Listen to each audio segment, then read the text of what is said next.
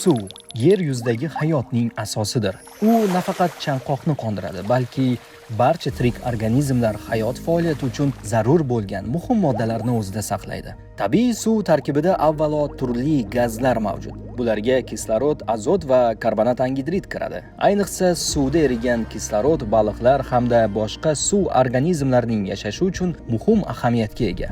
Suv tarkibida shuningdek inson organizmi uchun foydali bo'lgan minerallar ham uchraydi. Jumladan kalsiy suyak va tishlarni mustahkamlaydi. Magniy mushaklar hamda asab tizimi faoliyatini qo'llab-quvvatlaydi. Kaliy esa yurak faoliyati va organizmdagi suyuqlik muvozanatini saqlashda muhim rol o'ynaydi. Shuningdek, suv tarkibida juda oz miqdorda bo'lsa-da, muhim mikroelementlar mavjud. Masalan, ftor tish emalini mustahkamlashda yordam beradi. Yod qalqonsimon bez faoliyati uchun zarur bo'lsa, temir qonda kislorod tashilishida ishtirok etadi.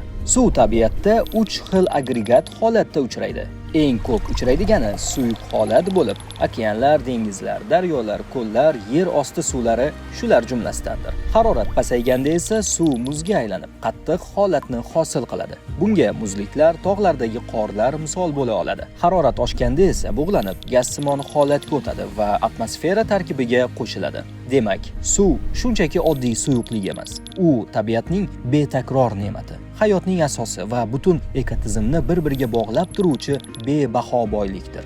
Inson, tabiat va kelajak taqdiri suv bilan chambarchas bog'liq. Shuning uchun har bir tomchi suvni asrash va undan oqilona foydalanish nafaqat bugungi, balki kelajak avlodlar oldidagi mas'uliyatimiz hamdir.